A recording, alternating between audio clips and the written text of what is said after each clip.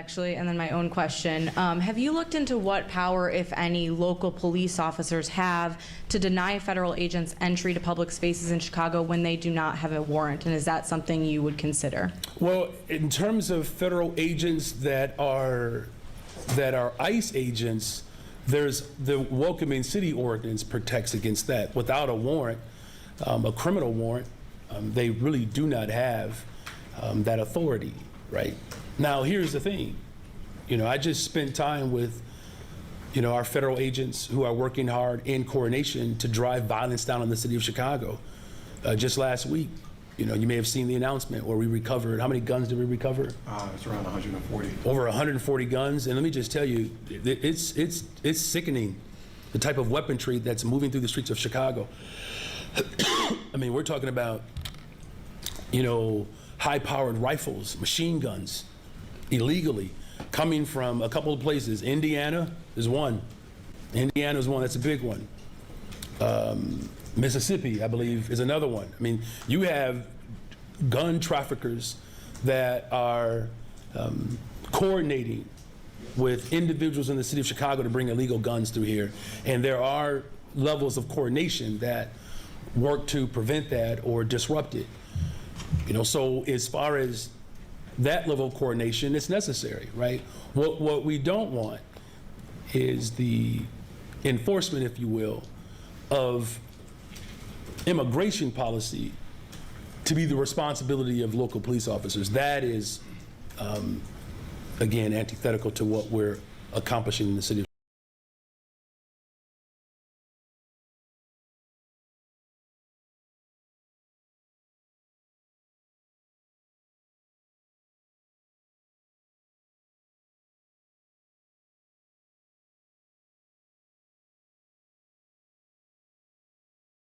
earlier about how you don't believe that Donald Trump has the right to send the National Guard here. But what are your plans if the president moves ahead on such plans to try to have a police force of some kind in Chicago from the national government? How are you, is it just court action? Like, what are you planning to do if that happens? Well, look, the governor and I, we're on the same page here, right? And so, legal action, will be on the table. But I want to make something perfectly clear.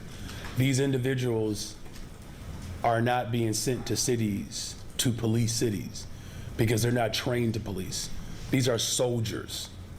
They don't go through the training that our police officers go through. In fact, it is quite hypocritical on the part of the president to even suggest such a move, and it is destabilizing for the city of Washington, D.C. Look, crime is down in Chicago. Crime is down. There is more work for us to do, but he wasn't adamant about ensuring that the $830 million of funding that he took away from community violence prevention and intervention.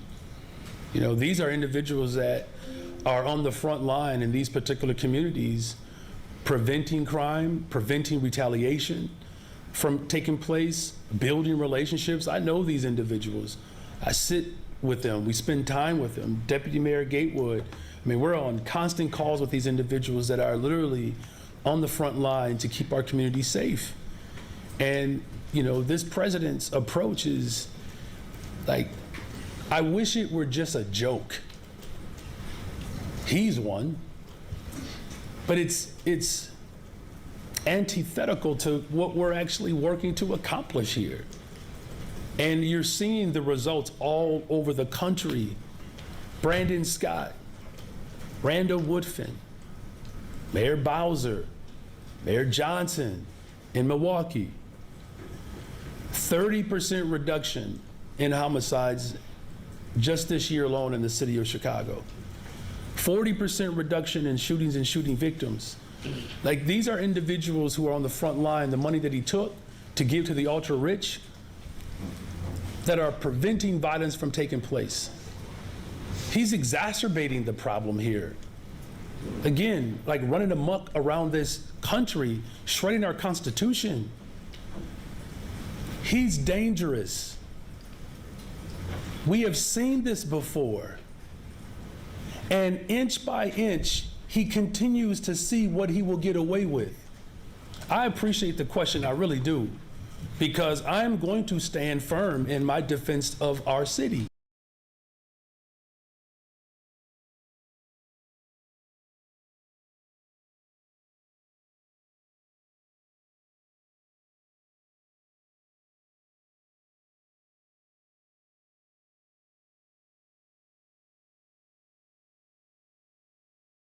That next should be Chicago, because as you all know, Chicago's a killing field right now.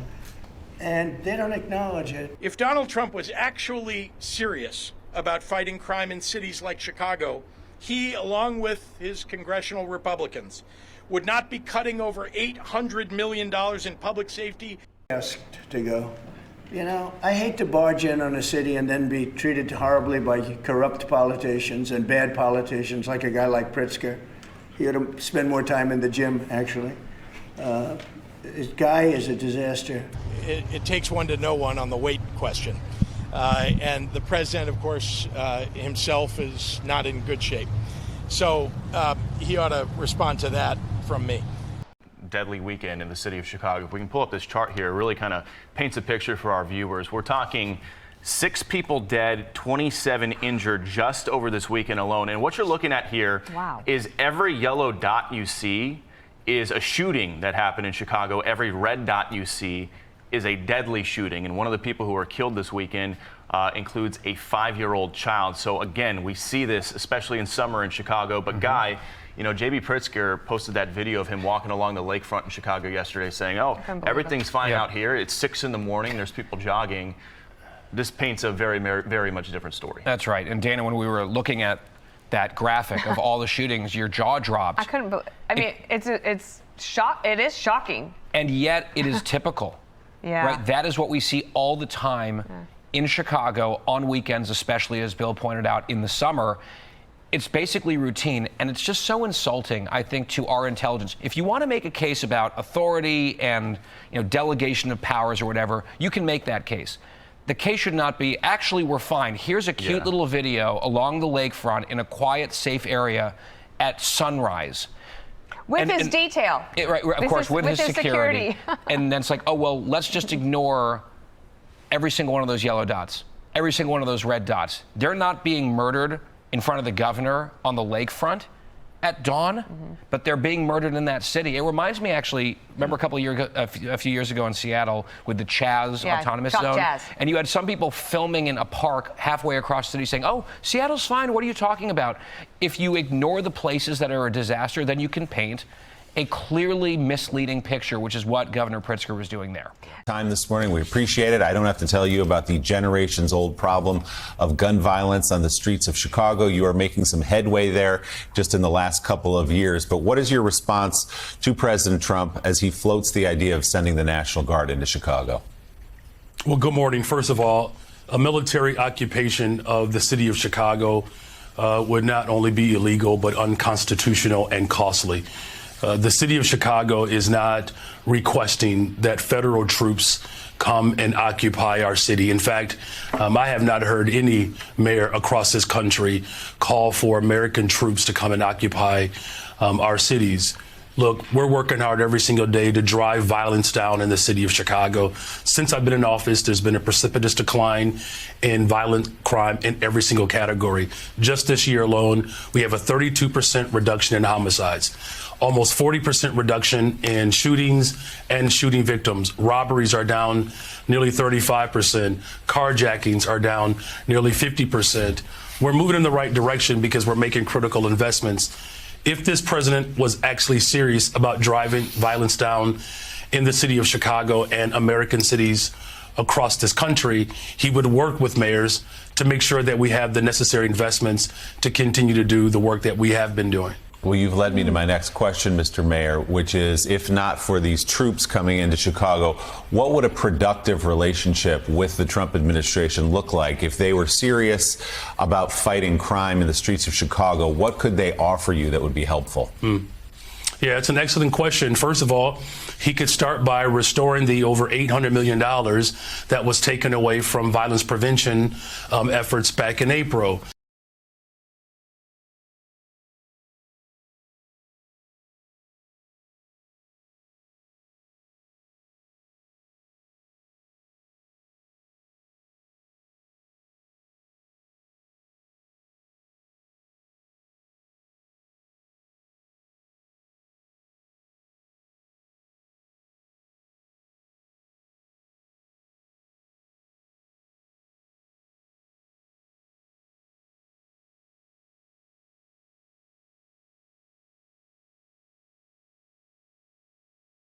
Look, when I first became mayor of the city of Chicago, I made multiple requests to the previous administration to invest in violence prevention.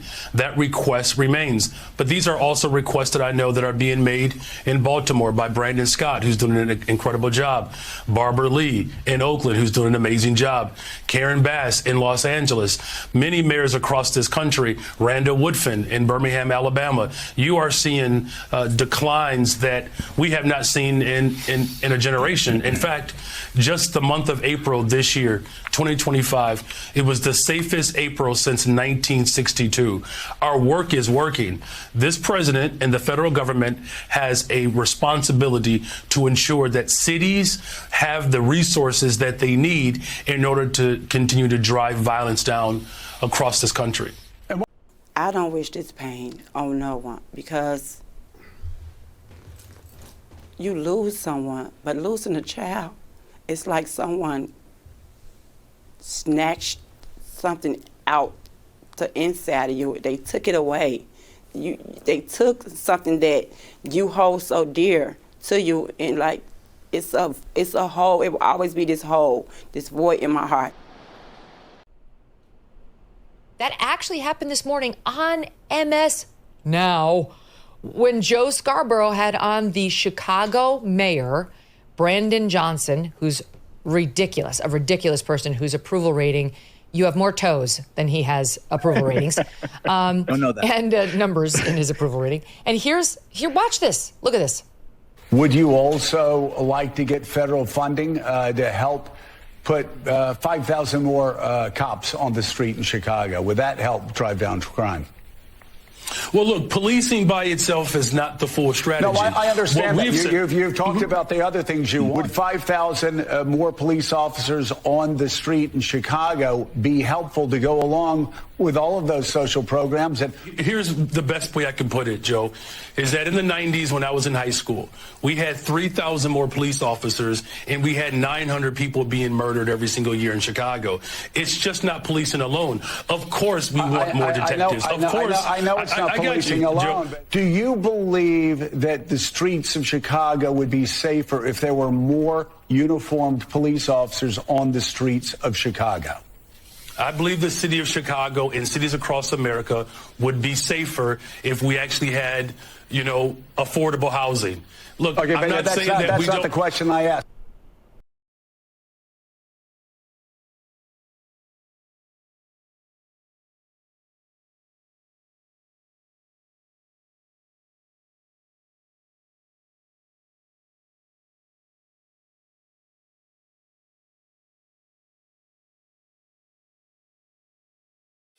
Let's bring in Maryland Governor Wes Moore to the program. Good morning, Governor. Thanks so much for joining the program. Good morning. Thanks for having me. Well, Governor, I'm so glad you decided to come on the program. I know you care about your community, and I care about mine as well, and I'm hoping that we can get to some resolutions on how we can come together to make this happen. I want to bring you to one of your cities in your state, and you're a neighbor to Washington, D.C., and we know the actions that the president is taking right now. When you look at the numbers right now, the most dangerous cities list, Baltimore is on number 4 of that, and when it comes to the murders, it's number 3. Now, I know you have been surging resources to Baltimore, investing in the police there, but you don't like the actions that the president is taking right now. Why? Well, when I came in, I said that the number one priority that we had as administration was to make sure that our communities were safe. Before I became governor, for the 8 years before I became the governor, Baltimore City went 8 straight years of 300 plus homicides. The year before I became the governor, Baltimore City averaged about a homicide a day. And I said, I refuse to be a governor who's going to spend my time offering eulogies and giving thoughts and prayers, that we actually need to have resources and coordination that was going to help to fundamentally address the problem. As people of my state have learned, I don't come from a political background. My background is I'm a soldier. Mm-hmm. And so what we did was we made historic investments in local law enforcement, that we invested over $50 million in the Baltimore City Police Department alone, that we made historic investments in technologies and predictive analytics, and saying if someone commits a violent crime, particularly with a firearm, I want them in handcuffs in 24 hours. and saying that we made historic investments in our community groups, working with the mayor, working with our county executives, working with the community groups and our violence intervention and violence interruption groups to making sure we can stop crime before it happens and making sure we don't have this retaliatory cycle of violence. And while I know that we still have more work to do, I also know this, is that despite the fact that the year before I became the governor, Baltimore City, again, had a historic streak in violence, that now that the last time the homicide rate was this low in Baltimore City, I was not born yet. So we're making real progress where Maryland is now amongst the fastest dropping states in this country on violent crime. There's ways you can do this, and you have to be able to make sure you're using the right tool to get to the right result. You know, Mr. Governor, you're right, y'all have made progress, but there's still some issues there. And this is a resident, and this is what they said in the Baltimore Sun. A 77-year-old woman from Curtis Bay who asked to remain anonymous due to threat levels she's received from drug dealers on her block compared the morning drug traffic to a fast food drive-thru. When a real estate agent assessed her property about a month ago and a half, she said that the agent told her he can't sell this house with that, referring to the 10 or 12 people involved in the drug market, loitering across the street. I'm going to get hurt one day. I know I am, she said. But the mayor responded this way, Governor. I'm sure you read the article in the Baltimore Sun yesterday talking about how so many Baltimore residents don't recognize their neighborhoods anymore. What do you say to those residents of Baltimore who may think that citing falling crime statistics glosses over some of the harsher day-to-day realities and needs that they have to their lives in Baltimore, need for things to change even further in terms of just regular drug trafficking? Yeah, so we're only having that discussion because the president is having that discussion. And this, I want to be very clear. I didn't read the Baltimore Sun article. I don't read it because they're a part of the president's propaganda machine. So, Mr. Governor, I know people go back and forth in the politics and Donald Trump and all this, but this is what the locals are saying. This is not some partisan thing. Well, I mean, my heart breaks for that woman in Curtis Bay. And it breaks for anyone who does not feel safe in their own neighborhoods and in their own communities anywhere in the state of Maryland. And I think the people of the state of Maryland know and have seen through our actions that the number one priority that we have is making sure that people can feel safe in their own neighborhoods, in their own communities, and in their own skin. That we're making sure that people who commit crimes, that they are held accountable for the crimes that they commit, but also that we're improving better systems that are making sure that they are also accountable to actually focusing on rehabilitation and helping people get back into the community with a real pathway for long-term success. And so whether it's a person in Curtis Bay or whether it's a person in Catonsville, they know that their governor is prioritizing their safety. Pardon my interruption, Governor, but the people of D.C. feel the same way. The people of Philly feel the same way. I'm just curious why you've been so critical of the administration trying to solve this problem. Is it the process that you don't like? Because it looks like they're doing the same thing that you're doing, which is surging resources to the city. It's because I'm proud to be the 63rd governor of the state of Maryland, and I'm honored to be the commander-in-chief of the Maryland National Guard. I stand with the remarkable men and women who have raised their hand, these citizen soldiers, who frankly are trained to fight and win our nation's wars. The people who, in times of emergency and in times of crisis, that I have the unique authority and the unique ability to mobilize them, and where I have done so as the governor of the state of Maryland, whether it is historic floods that we've seen in Western Maryland, or whether it's the fact that I still currently, right now, have men and women who are deployed overseas doing operations. This is something that I take very seriously, particularly as someone who's worn the uniform, particularly as someone who's had to say goodbye to my family, particularly as someone who has had to trust the judgment of the commander-in-chief, knowing that the decision that they made was one that had not just the best interests of the national security in mind, but the best interests of me and my family. And so all I'm saying is this, is if we want to have a serious conversation about violent crime, we can have a serious conversation about violent crime. And I would love to be able to share the multitude of things that we are doing in the state of Maryland, where we are surging support for local law enforcement, surging support for predictive analytics and technologies, surging supports for community groups, and allowing more supports for the mayor and the county executive and the people on the ground doing the work. And we were able to receive some really encouraging and historic results in Baltimore and around the state of Maryland. And I never once had to mobilize the National Guard in order to accomplish those feats. Governor, it's a different war now. There's more brothers dying here in these cities than overseas. So isn't it fair to have them there? And it's Democrats that agree with this measure. Don't take my word for it. The local cop there, the police chief, agrees with this. The mayor of the city agrees with this. And it's because people that look like me and you are dying. No one needs to explain to me the pain that is taking place in so many communities. No one needs to explain to me the pain that is taking place in so many communities, urban, rural, and suburban, who are being besieged by this issue of gun violence, who's being besieged by this issue of chronically and generationally not feeling safe inside of your neighborhoods. And it's the reason that we have made it our top priority to make sure that people are feeling safe. But I can tell you right now, what people want more than anything in those communities is they don't want performative, they want performance, right? They're not looking for someone to walk around with military fatigues and a big gun.